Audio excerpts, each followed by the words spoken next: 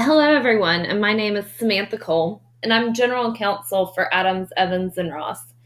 Today, I'm going to share with you some different things on the changing tide of checks, plus a few additional pitfalls and how to protect yourself from them when you're writing checks and they're going out the door to individuals that you may not know very well.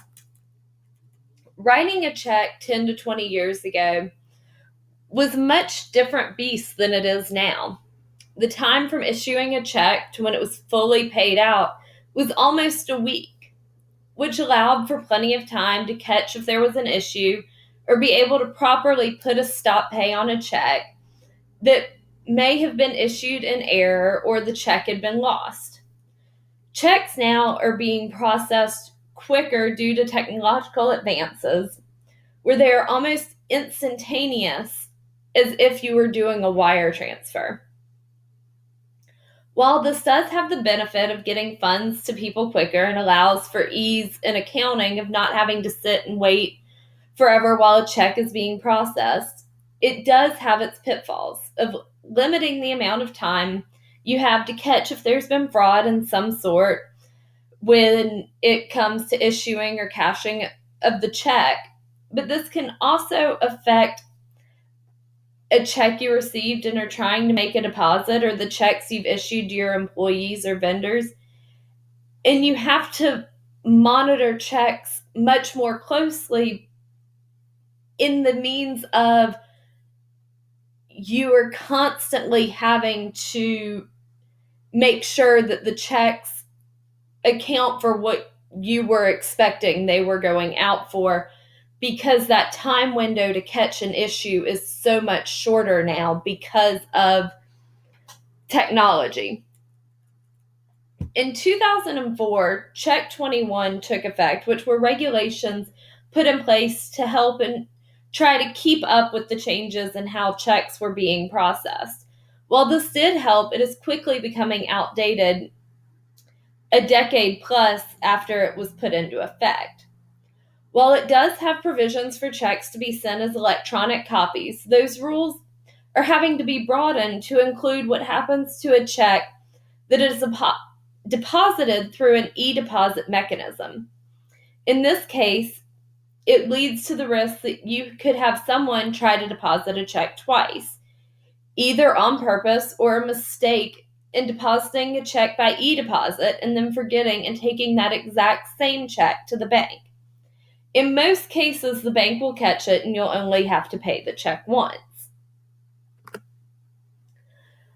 The most concerning thing when it comes to issuing checks is knowing what happens when someone takes a check you gave them to a check cashing facility.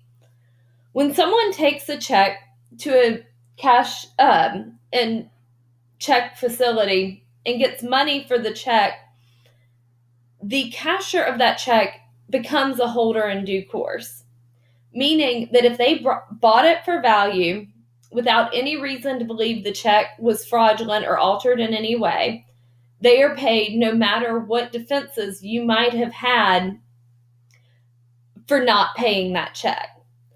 Let's say you pay an employee and they take check one and have it cashed at a check cashing facility, and then come to you and say, I lost my paycheck. Can you reissue the check? And they take it to the bank and put it in the bank. Even if you put an appropriate stop pay on check one, since the check cashing met the requirements to become a holder in due course, you are now required to pay that check twice. You can try and track down the individual who you gave both checks to and work on reimbursement, but that's going to be a long and difficult road. What do I recommend in avoiding these pitfalls? When possible, do a direct deposit or even look into payroll cards as safer alternatives so that you can avoid these double pay situations. While direct deposit may not be an option for all of your employees, payroll cards can be the greatest benefit in preventing issues with checks. The payroll card can be used as a prepaid debit card or taken to the bank and treated like a check so that it gives your employees the best of both worlds, while giving you the peace of mind that you're only going to have to pay those invoices once.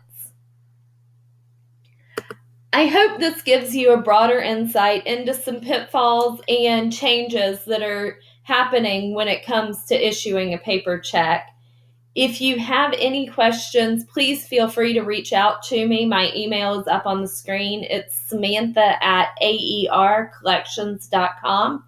And I had a great time speaking with you today on this issue, and I look forward to speaking with you again soon in the future.